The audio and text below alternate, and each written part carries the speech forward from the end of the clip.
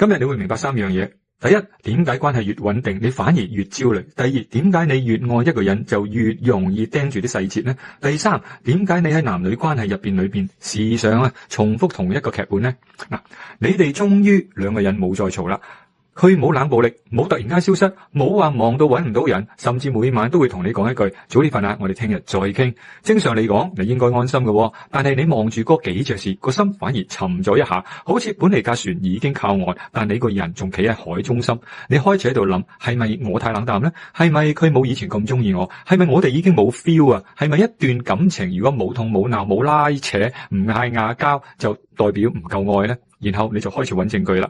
佢今日覆咗我個 message， 但係慢咗喎，語氣少咗個 emoji 喎，見面又冇主動拖我隻手，朋友圈裏邊又好似冇提起我。每一樣分開嚟睇都唔係大事，但你唔係睇緊呢件小事嘛？你係喺每一個細節入邊睇到一個將來可能會離開你嘅人。你以為自己喺度觀察緊，其實你喺度彩排緊分手咋。最攰就係呢度，你明明好想要穩定，但穩定一嚟到你反而焦慮。你明明唔中意嗌交，但係太耐冇嗌，你又覺得唔對路。你明明最怕痛，但關係太舒服嗰陣時，你又懷疑呢份舒服係咪假嘅呢？所以你忍唔住要試探，忍唔住要問，忍唔住要睇下佢嘅反應。唔係因為你想作，係因為你越愛越依賴就越驚。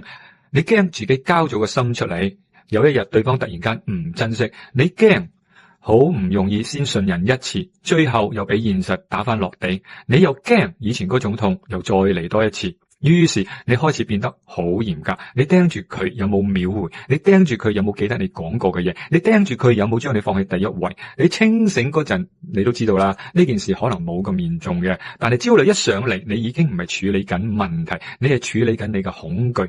喺 LEST2 裏邊，呢種狀態有個名，唔係叫做敏感，唔係叫做缺乏安全感，係你嘅 S 本性被打中啦。S 支持者本性最重視嘅就係要穩定，要被需要，要被接住。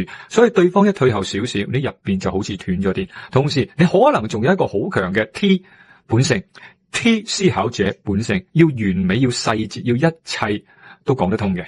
當 S 同埋 T 一齊被觸發，愛就會變成咗一場嘅審判。佢夠唔夠愛我啊？佢夠唔夠穩定啊？將來會唔會走人啊？你以為自己喺度揾緊安全感，但係去到最後，你將一段關係活成一份永遠都唔合格嘅試卷啊！你可以問下自己3個問題嘅。第一，關係一穩定，你反而唔安心，係咪？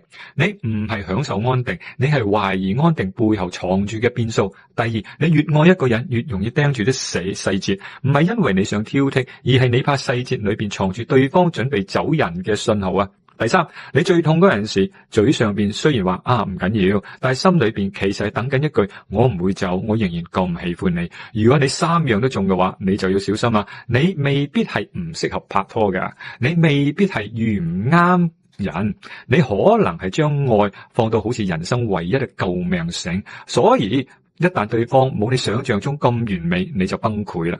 解法唔係再去揾一個更完美嘅人，係要開始對愛落翻地。愛好重要，但愛唔可以係你人生唯一嘅電源嚟嘅。你要有自己嘅方向、節奏、成長、生活重心。當你唔再將全部嘅安全感壓喺一個人回覆信息嘅速度同埋語氣上面，你先至會開始揾。唔係唔愛，係你終於唔使跪住去愛。所以你唔好淨係問點解我又遇到呢種人，點解我又喺同一種關係裏邊崩潰。你要先睇清楚自己，你嘅外在本性係點樣反應，你嘅內在本性到底最怕失去乜嘢，你嘅本性組合點解一入到去親密嘅環境就容易斷電自審愛到失血。想睇清楚自己嘅本性組合，不妨去做下我嘅 LEST2 本性解碼。